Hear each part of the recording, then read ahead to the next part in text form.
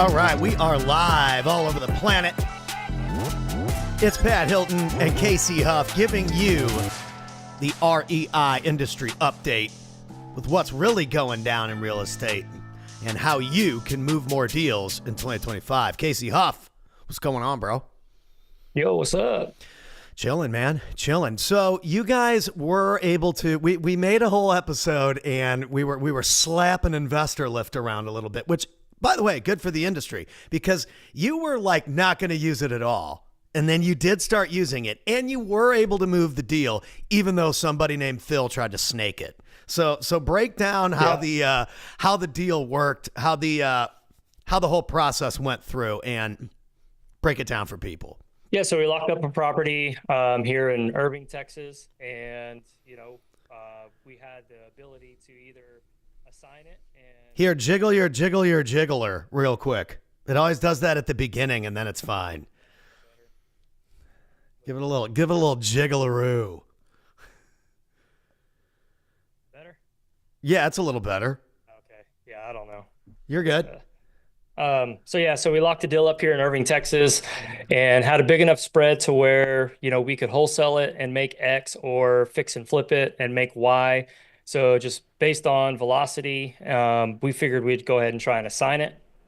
And we have access to investor lift, but we've never really tried to move anything on it. So we figured, hey, why not? Let's use this as an opportunity to do so. And the main reason why I don't like wholesaling was the exact thing that happened.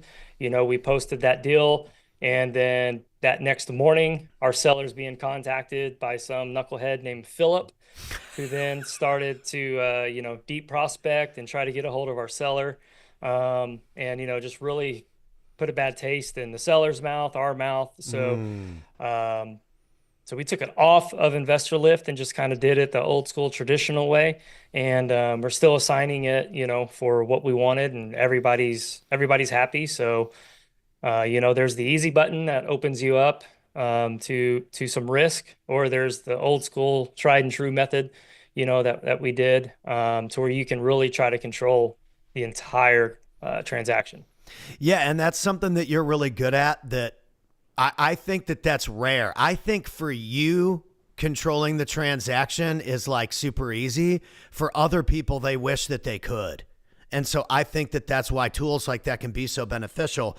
But I also think that the snakes and the rookies and the newbies, what they don't understand about, if you go onto somebody's software like that and you do that, eventually you're going to get weeded out by the entire industry, because then even the freaking MC knows that Philip is an idiot now, because it's not necessarily the software, it's the user.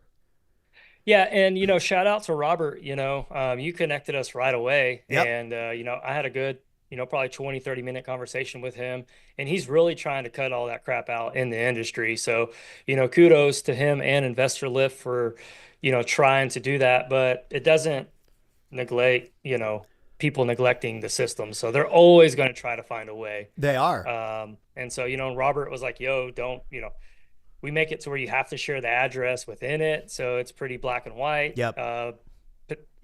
Buyers, as all of the wholesalers call themselves, have to click a disclaimer to where if they go around you, you can sue them, Investor Lift can sue them. So, he's really trying to put those protection metrics in place. But it's still difficult to play the game, because we even had a guy comment on one of the posts that, like, he'll do a showing, and then after the showing, they sit up front and wait and watch, and these end buyers, will leave, and then they'll circle back and try to go directly to the seller. And Wow. So it's just like, like people are just lazy and shady. But anytime there's money involved, you can fully expect that to happen. Yeah, and it's so funny because I came in on the other end of the business, and so I learned real estate from watching people try different transactional methods. Like, at the beginning of me coming into the space, I was just the hype man at like Carlos Reyes events, and that was just wholesaling, nationwide wholesaling. And I think that does work for some people. And then it was like, there was like a flip era where like everyone was on TV doing flips. So then there was like this flip era of real estate, and it made it look so sexy and fun. And my buddy Dolmar Cross is still on some zombie house flipping show, and they walk through dumps in Tampa, Florida, and like flip them. And you would think by watching the show that it's so easy and so fun, and bro, it's a freaking nightmare. Those properties are a nightmare, and who knows if they're even turning a profit on a lot of those, because they have to stage it for television, which probably costs way more on rehab. And kudos again to them for even showing people that it's possible. But don't get confused. Business is not what you see on TV. And it's definitely not what you see some of these guys post on Instagram, which is why over time, if you continue to stay in the trenches, people will eventually navigate, and you will become a magnet for the real people doing real deals on social media or off social media because of the no bullshit policy. Yeah. Yeah, no, it's those of us that are in it day in, day out, man, like we know this business is not sexy. Like at the end of the day, it's just another house, it's another coat of paint. It's turning a bad asset into something nice for another family to be able to take advantage of and raise their family in. So at the end of the day, like if you lose sight of that, this business will kind of eat you up and spit you out because like, yeah, you can make great money, you can do a lot of deals, but if your why you're doing this is not right, then yeah, I mean that's why so many people fade out is because they just do it to I guess become famous and make a lot of cash and then go do something else. Well, So I instead think of that actually the idea of real estate to get rich is really, if you even look at the model of real estate, to get rich in real estate takes time. Real estate is like a long-term like wealth building tool. So yes, you can do a lot of transactions and make a lot of money. And I think that that's why wholesaling is so attractive to some people, because that transactional model, if done correctly, can pump out some cash. The problem is the sustainability of any business model relies on the marketplace demand, number one, and number two, the cost to efficiently operate over an extended period of time. And that's usually dependent on who's in the leadership role. Yeah, and I mean, really the only way to get rich in real estate is through appreciation. So, everybody that's talks about cash flow, cash flow, cash flow, like, fuck cash flow. Cash flow, like, is the stupidest thing on earth. Obviously, if rentals are great for tax advantages, but you make money by forcing appreciation, and that's whether you're fixing and flipping or you're going to hold a long time and it's going to appreciate and you make your money when you sell it. So if you have a business that generates opportunities and leads to buy houses, like that is my cash flow. So, I don't need rentals and that whole headache and other side of the business. I honestly don't know if I'll ever willingly try to own a bunch of rentals, just because what we do from an acquisition standpoint is like it's 1,000 times easier to find a deal than to manage one for a couple $100 a month. Yeah, and it's like, dude, again, this is the simplest example I've ever seen comparing real estate to something like business acquisitions, where these guys say, I got all these properties, they're cash flowing properties and X, Y, and Z. For you to have a cash flowing portfolio and like make millions of dollars, it's almost unfathomable. The net profit isn't even there. You'd have to own like massive apartment buildings or something, because the cash flow on, we just had a friend, I can literally pull it up right now and show you. I just saw it. She bought a flower business. I want to show, it's right here. It's a $5.2 million deal. It's a flower business. And the net profit is $850K a year doing flowers. Like it's literally right here on my friend Kyle Mallion's Facebook. I think that real estate is a great model for like what you're doing when you control the deal. Anything that Kyle promotes for a business acquisition, no franchises, nothing that doesn't have 10 years of credentials. Same thing with the way you approach real estate. I need to be able to control the entire transaction, all the marketing, all the inputs and all the outputs, or I can't make a net profit that's worth anything. And the problem with like rentals and stuff is that you're not in control of all these different variables that can bury your net profit. Like a water heater goes out, the roof gets smashed, this happens, that happens, the other thing happens, and now you are not in control of the deal anymore.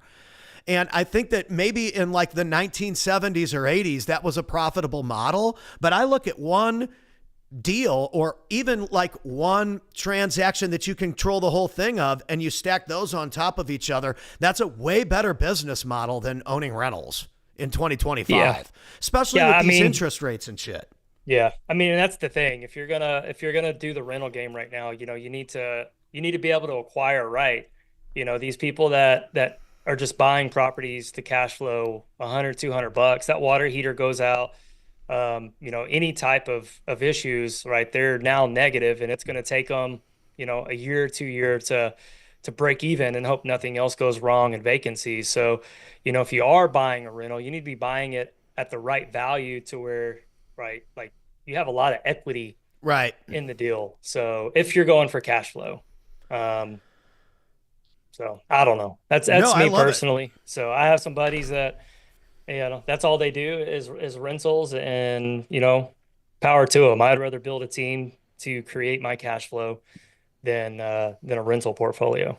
Nice. Well, yeah, it's like, it's just, in my opinion, in 2025, it's a dated approach to making money when you could literally buy one flower business and you're making $820,000 a year.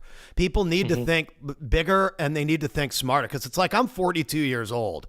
I'm not going to go around flipping dumps in Fort Worth thinking that I'm going to build some kind of $1 million portfolio. Plus, if you do the math on $1 million, what do you get to keep? And what's the spend? And so I think that the virtual aspect is great because it gives you the ability to find properties faster, but also the way that you guys do it with controlling the entire deal. Well, that inflates your net profit exponentially because you don't have to deal with all the other stuff. So it's no surprise that you have the kind of opinion that you have regarding the entire industry when you haven't had to deal with any of this stuff. And yeah, a lot of people have. And so then they don't even, I think most people, and I said this at the beginning, most people don't operate like you do.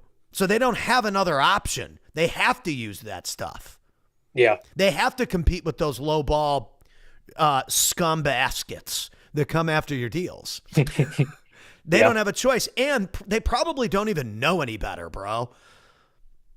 Unfortunately. Yeah, and I mean, you do 10 or 15 transactions, good transactions a month in real estate. That's $1 million business right there. It's multi-seven figures. Easy. Yeah, it's very, and it's doable. That's why people still do it. You can make that $1 million a year doing real estate, but you can't if you're playing the low ball game. So dude, trust me, I love, that's why I love these conversations, because they're real, and no one ever wants to say this stuff because it's like, oh, I don't want to get in trouble. It's like, what? The only way we're going to make the industry better is if we talk about the real stuff. We don't sit around here and smoke cigars and talk about how fucking rich we are. That helps nobody. Yeah. I saw a video this morning. It's like I'm not rich because my doors open regular. They don't open up. They open regular. Jeez. So. Yeah, exactly. My buddy Alex loves nice cars, and he's sold most of them because he just doesn't care anymore. Mm-hmm. I guess he's owned enough McLarens and Porsches and BMWs that the doors go up that he doesn't even give a shit anymore. He's like, I'm over it. Yeah, I'm going way bigger. Yeah, no, 100%. So unfortunately, I love cars. So dude, so do I. I mean, I think it's awesome, and I think that everyone out there, regardless of what industry they're in, has a potential for millions and millions of dollars a year, but they have to do it in a way that fits their business model, not too much focusing on what everybody else is doing. Yeah. Yeah, that's where I see so many people kind of get in trouble is just um, we talk about direct mail here, and then my DMs blow up with people like, "Oh, how do I do direct mail? Right. I'm tired of the systems, direct mails, you make it so easy." I'm like, "Well, I've been doing it consistently for like 3 years, so I'm super dialed in with what does and doesn't work." So, Right. results will vary. Yeah. I mean, it's just one of those things where you got to find what works for you and then duplicate that. And I think so many times people never figure out what works for them because they're so busy trying to do what somebody else does. Now, if Yeah, somebody they else don't has a give it proven time, and result, that's they keep fine. hopping. Right. If somebody else has a result and you want to take that approach, dude, fine. Go ahead. But jumping around, and then everybody has these new terms that they come up with. Like there's new terms that come up in real estate that mean the same thing as something else that someone's been doing for 50 years. But people like rename stuff in real estate and then act like they came up with it. It's fucking hilarious. Yep. Like I could do a whole comedy skit on how fucking hilarious the whole entire real estate industry is. You know what I mean? I mean, because that's what sells, that's what puts butts in seats, not the real business. I mean, the day in, day out of this is It's not boring pretty, just like as anything can be. else. We had somebody come in on Monday that's helping film, stuff for the company, the software, what I do, Yep. and we're just like sitting here, right? We're just shooting the shit because like there's nothing to film. And then, it's like, this is what I do on a daily basis. I put all the butts in the seat to manage Right. all of the stuff. So I literally just sit here and wait, for the little fire alarm to go off and handle it. And, we're back to waiting. So Right. Yeah. I think it's one of those things where the waiting game is part of real estate. Transactions can take 3, 4, 6 months, and I think that's what screws people up too. They don't want to wait; they want the money tomorrow. That's not yeah, how that business works. And if your pipeline's not full 6 months from now, you're broke again. It's just like my business model. Like I don't think I even sent you a bill till after I already filmed you, produced stuff, and sent you videos. Right? I believe so. Yeah, Yeah. like, dude, we want to make sure that we film people, get them set up, make an agreement, have the value. Here's what it looks like. And then we log into your stuff and we post it. Because I think that agencies have given people like me such a bad name. Just like in real estate, the snakes have given good wholesalers such a bad name because they take people's money and they don't give you anything. They're like, oh, well, Oh we yeah. ran all these ads and the freaking ROAS. It's like, dude, what? Why don't we post some stuff for a while?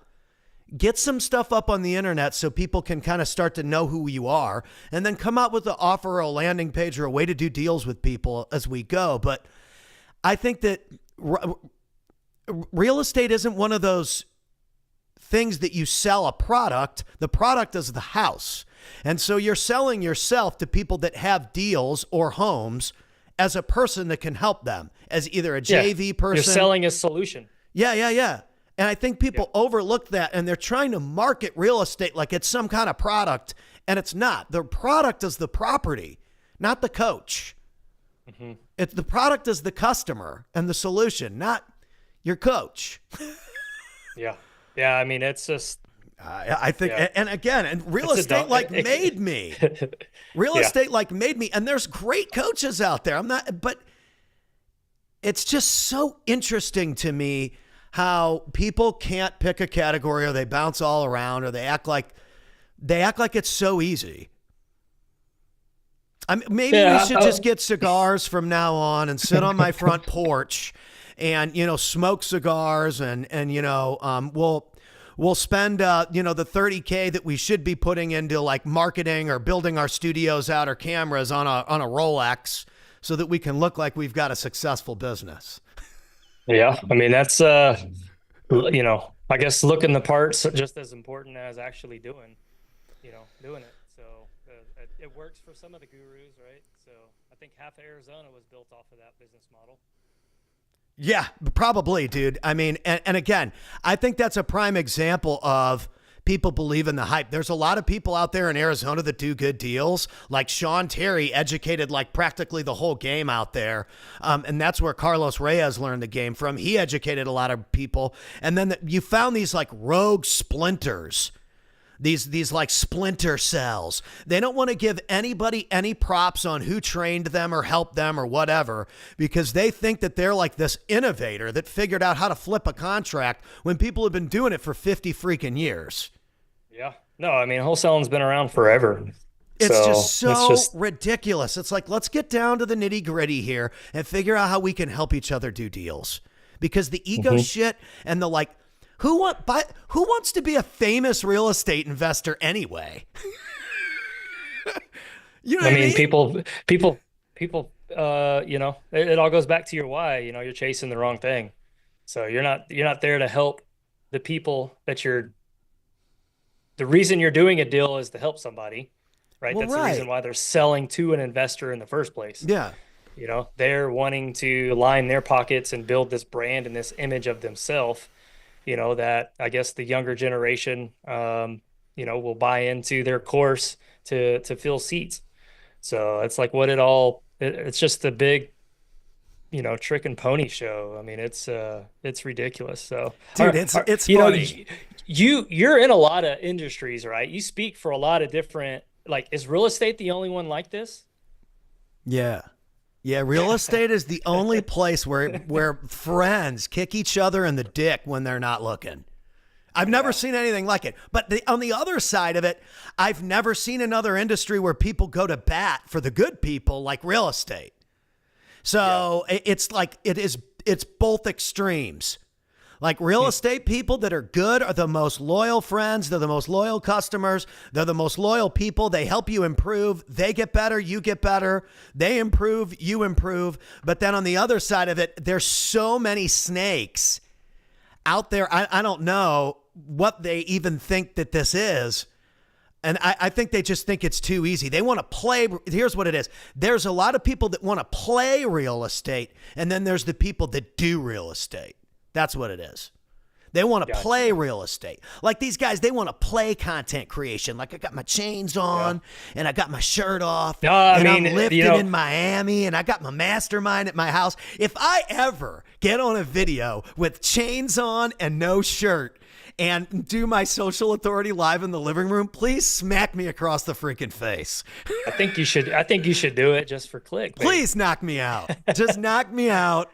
Take the keys to the house, sell the place because I've sold out. I mean, you know, once you say, you know, you have those that play real estate and those that do real estate. So, I mean, going to these meetups, right? 95% there play real estate. They're looking for their first deal. I had a gentleman come up to me. He's like, "Hey, I'm an attorney. I'm just looking to do deals. I'm wanting to build a rental portfolio down here." Cool. I send him a deal right there. Got one. Boom. Next day, he's like, "Yeah, you know, I really can't buy anything right now because, you know, I got one rehab going." And I'm like, "Why'd you waste my time yesterday?" Like, you know, like, right. Yeah.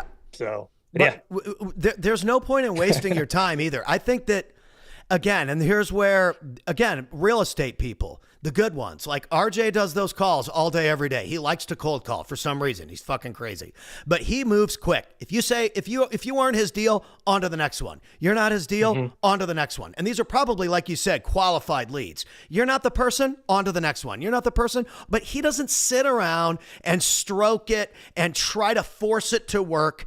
He doesn't play like a little game. Like this is, nope. I'm on the phone. It's a numbers 8 hours a day. Yeah. There's nothing pretty about it. So that would be my thing too. Being the with editor RJ, for right? that. Imagine being the editor for that. Does RJ just only wholesale, or does he do like novations and subject to and all that stuff? So like, when he's sitting there just churning through offers, right? Is he just making?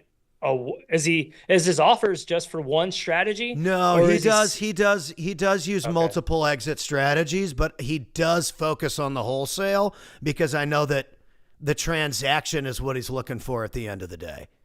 And the quicker he can get to that, the quicker he gets paid, the quicker the team gets paid. And the so more where they I'm can going do. is probably 80 to 90% of the offers that he makes is one solution, is based off of one solution, is to wholesale it, not all the other crap. He's playing that one channel. Yeah, that's Yeah. his winning lane. That's the key to to doing this business is finding one channel and just digging your heels in until you perfect it and get great at it. I mean, I think just yesterday, or last week, Novation came out of my mouth to say, hey, that would be good for one of those Novation thingies. And they're like, well, how do we do that? I'm like, I don't really care. It's not our business model. Just flip it to the brokerage, let the agent handle it, and on to the next one. Dude, it's awesome. And I mean, there's so many ways to do this, and there's so many ways that work, but I think that the quickest way is probably what you're doing, controlling the deal. And then again, there's a lot of people that have different ways to get their hands on the property or the paperwork and stuff too, I got friends that they buy the deed first, and then they go and they own the property and sell it. I still don't understand it. They buy the deed, and then the deed gives them the ability to go in and negotiate and own the property and then flip it. Yeah, so I know there's so many ways, but but the problem is I should be able to explain that extremely simple in 30 seconds, just like I can say, hey, listen, you call a seller, you get it under contract, and then you sell it to an end buyer. That's a wholesale. Or you buy the property at X price, you fix it up, and you flip it for a higher price. That's flipping. But if you start to get through terminology and you can't explain it, so that right there is you just buy a majority ownership and you go sue the minority ownership and get them to either pay you how much you paid the majority or to sign out their minority part. And then you sell it to somebody else. And then you flip it into, what you're doing right there is just cleaning up title. Right. So that's all that is. That's, you're cleaning up messy title deals. Well, you got to pay me $50,000 to learn that method though, Casey. Yeah. What's your credit card number? Yeah, exactly.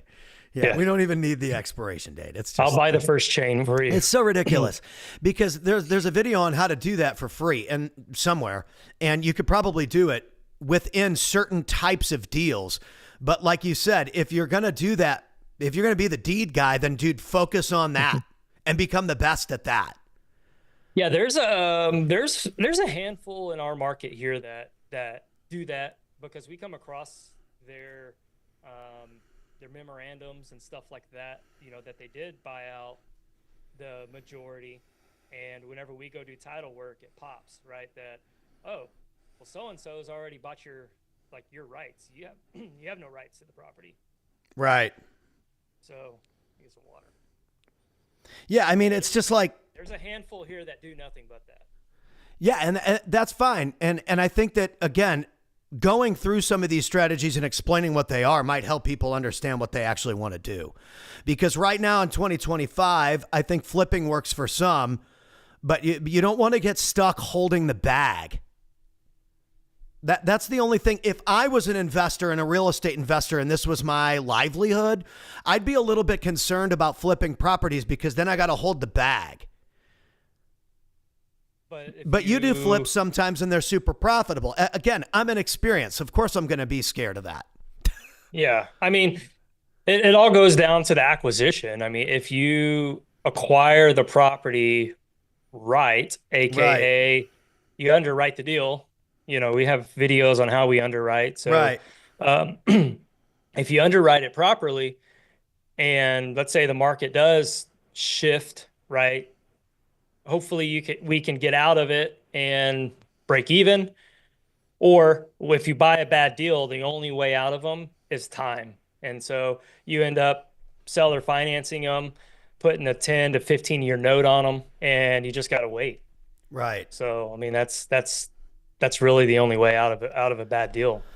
Yeah. I mean, it's just, There's going to be good deals and there's going to be bad deals too. And if you're borrowing money to do a deal, the best thing that you can do is just take it in the freaking jaw if you lose money on the deal, because paying back your lender is probably going to be way more important than your net profit, because without other people's money, you're not going to be able to grow your real estate business anyway.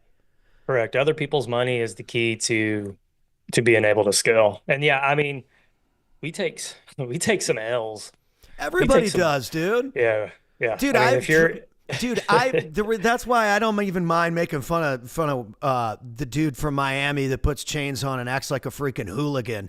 Because I went all the way out to LA one time for an event, paid for all my own stuff, introduced this knucklehead, and then they didn't even pay me or pay for my flight or Ubers or anything. They didn't even contact me back.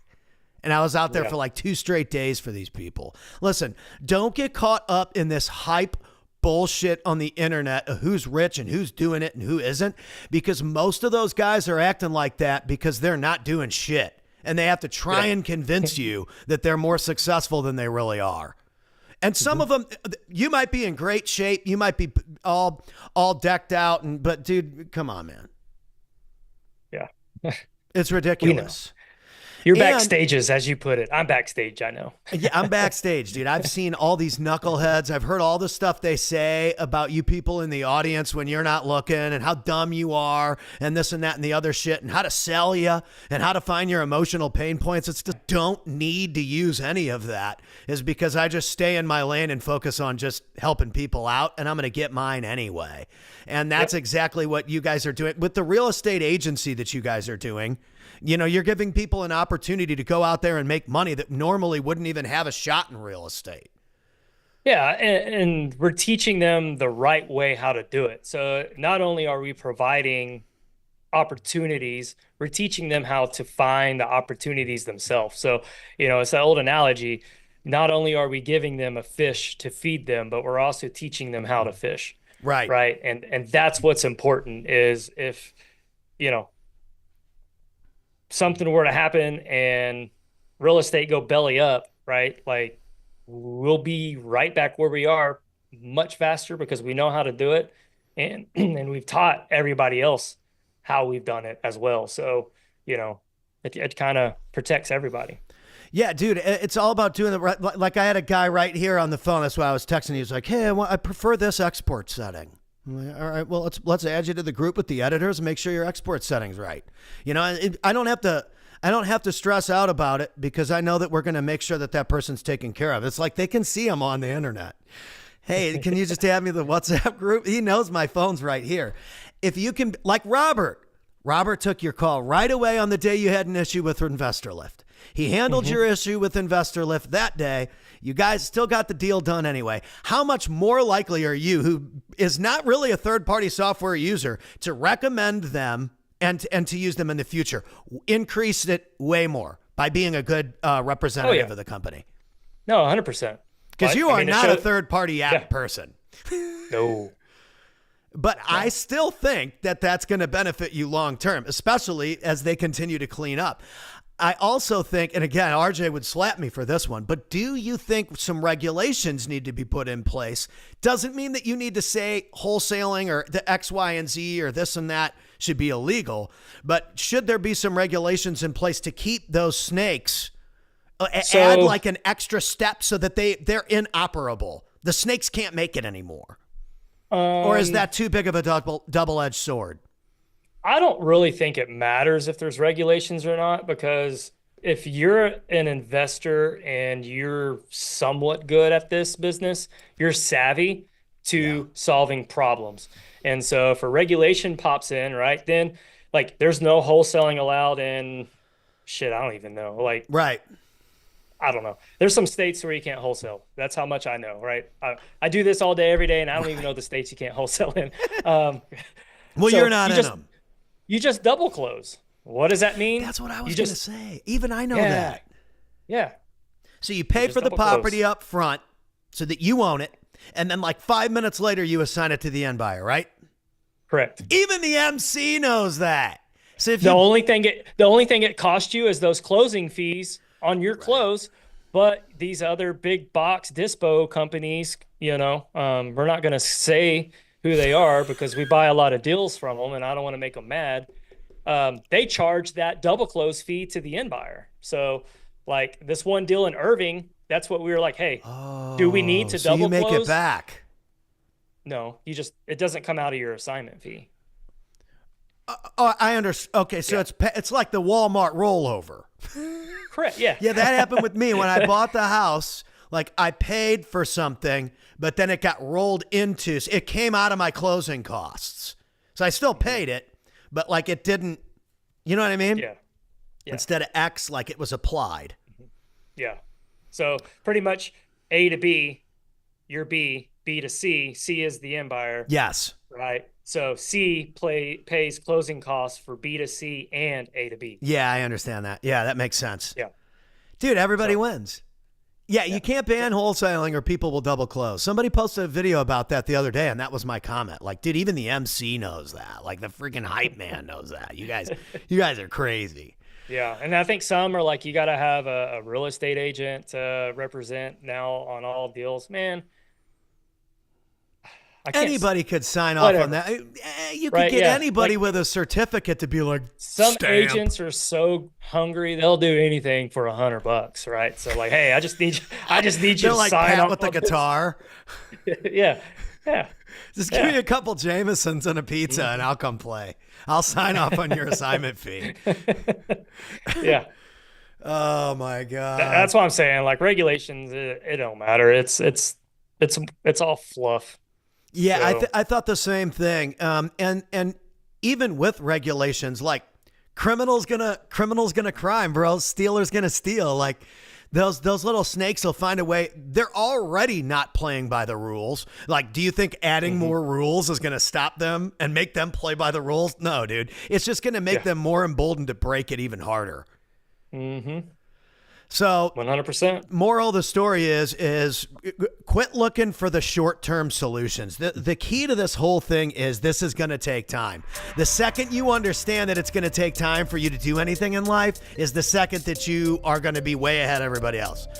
That's the whole game. Like, dude, Dan Martell, 4 years ago, his Instagram page, it was not what it is today when I was introducing him on stage. Now, he's like the biggest guy on the platform. But he was posting every day for freaking years. I remember seeing him and being like, dude, how are you not just like freaking killing it? He's like, dude, I'm killing it. It's just social media is social media. I'm like, that is true. He wasn't getting his props yet. And hey, that was probably good because honestly, if it would have happened like really, really fast for him, he probably wouldn't be so good. Probably wouldn't have been ready for it. And he wouldn't be as good as he is now.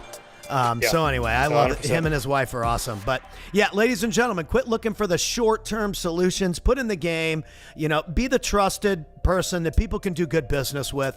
Not every deal is going to go you and your client's way, but try to be the person that advocates for, hey, let's find the solution and win on the next one. If you want to get into real estate, you want to get started with real estate, Casey and his team at Ambition X can help you become a real estate agent quickly. And if you follow him and Nathan Bowers as partner, you'll see every other day, Nathan is posting about all these deals that they're doing, and that one of those deals could be you. So there are ways to get out there and do deals. And, even Casey's given a couple of the old third-party apps a little shot there. So it's beautiful to see. So lots of ways. Rock and roll, folks. Get out there and do some deals. If you need any help, hit us up, and we'll see you on the next one. Peace.